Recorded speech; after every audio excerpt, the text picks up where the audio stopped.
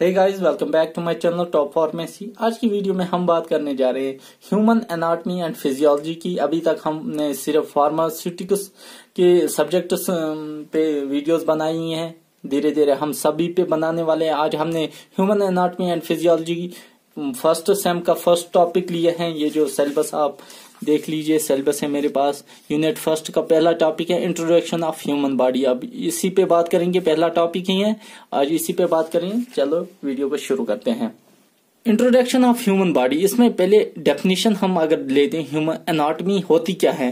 Human anatomy is the branch of biomedical science dealing with the normal structure, shape, size and location of various parts of the body. The study of anatomy with naked I is called gross anatomy. यानी कि human anatomy क्या होती है, branch of biomedical science है जो deal करता है हमारी बॉडी के पार्ट्स पे, यानी कि उनकी शेप क्या है, साइज क्या है, कैसे वो काम करती हैं, क्या कुछ सब कुछ होता है, ये सिर्फ एनाटॉमी में आता है। और study of anatomy with naked eye, यानी कि जो हम ऐसे खुली आंखों से अपने आप को देख रहे हैं उसको ग्रॉस एनाटॉमी कहते हैं। यानी कि आउटर जो पार्ट्स होते हैं बॉडी के, उसको हम ग्रॉस एनाटॉमी कहते हैं। इसके बाद है दूसरा स्कोप ऑफ हैप। हैप मतलब human anatomy and physiology. Human anatomy and physiology describes what happens in various organs and organ system contained in our body, say how one digests, assimilates, breathes, excretes, reproduces, etc. यानी कि scope क्या है ये, यानी कि अगर हम scope की बात करें तो ह्यूमन एनाटॉमी एंड फिजियोलॉजी हमें ये दर्शाती है कि हमारी जो ऑर्गन्स और ऑर्गन सिस्टम हमारी बॉडी में होते हैं वो कैसे काम करते हैं। यानी कि हम खाने को डाइजेस्ट कैसे करते हैं, एसिमिलेट कैसे करते हैं, हम ब्रीथ कैसे करते हैं, एक्सक्रीट कैसे करते हैं और रिप्रोड्यूस कैसे करते हैं। इस सब पे जो मतलब बात होती है उसी को स्कोप ऑफ हैप कहते हैं।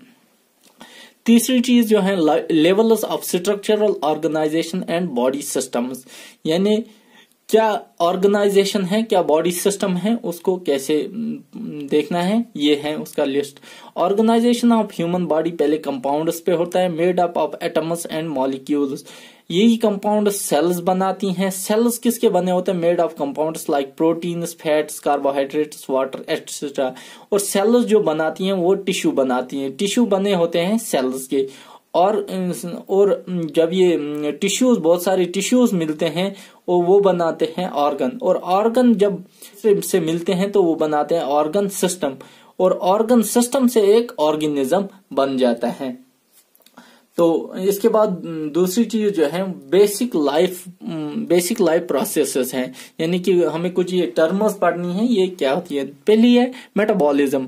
मेटाबॉलिज्म क्या है, it is the sum of all the chemical processes that occur in our body. यानी कि जितनी भी हमारे बॉडी में केमिकल प्रोसेसेस होती हैं उन्हें मेटाबॉलिज्म कहते हैं। मेटाबॉलिज्म है हमें सब कुछ पढ़ना होता है, जितनी भी हमारी केमिकल प्रोसेसेस होती हैं उन सब के बारे में हम मेटाबॉलिज्म में पढ़ते हैं। दूसरी चीज है रिप्रोडक्शन। जैसे आप सबको पता है रिप्रोडक्शन क्या है, it refers either to the formation of new cells for tissue growth, repair और रिप्लेसमेंट और to produce a new individual. यानी कि बहुत सारी ये जो एसेक्सुअल में होती है वहां टिश्यू ग्रोथ होती है, या रिप्लेसमेंट या रिपेयर में होते हैं। जैसे प्लांट्स में होती है, कोई ब्रांच काटी जाती है तो बहुत सारे प्लांट्स में नई ब्रांच उगाती हैं। या जैसे हमारे ह्यूमन्स में होता है प्रोड्यूस ए न्यू इंडिविजुअल।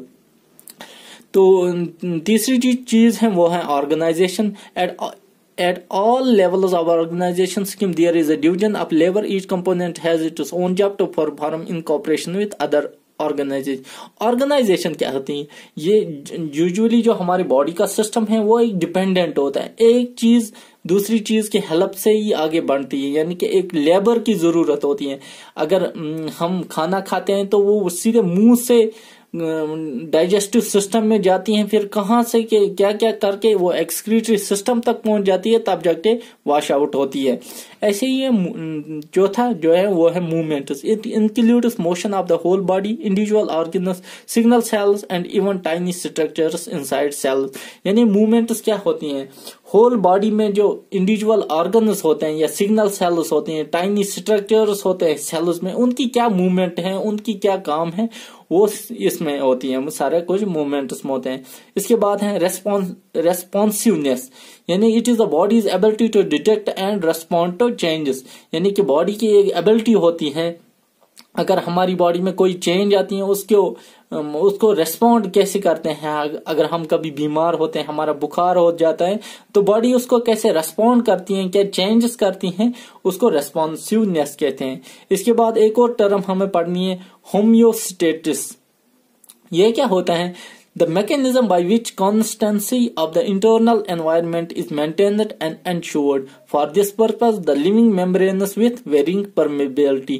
यानी कि होम्योस्टेसिस क्या होता है? ये एक मैकेनिज्म होता है जो कि कंसिस्टेंसी ऑफ इंटरनल एनवायरनमेंट जो होता है उसे मेंटेन करता है, उसे इंश्योर करता है कि वो एक प्रॉपर ढंग में है कि नहीं। जैसे हमारा बॉडी टेम्परेचर है 37, तो उसको मेंटेन करने के लिए एक मैकेनिज्म होता है। ऐसे ही मतलब बहुत सारी जो चीजें हैं उसे मेंटेन करने के लिए एक मैकेनिज्म होता है, उसे हम होम्योस्टेसिस कहते हैं। Mode of action of homeostasis control, यानी कि इसके दो मोड्स हैं, एक तो है नेगेटिव फीडबैक मैकेनिज्म, दूसरा positive feedback mechanism. Negative feedback mechanism कहते हैं when the thyroid secretion is more, it inhibits secretion of thyroid stimulating hormone from pituitary so that the thyroxine is not secreted from the thyroid gland.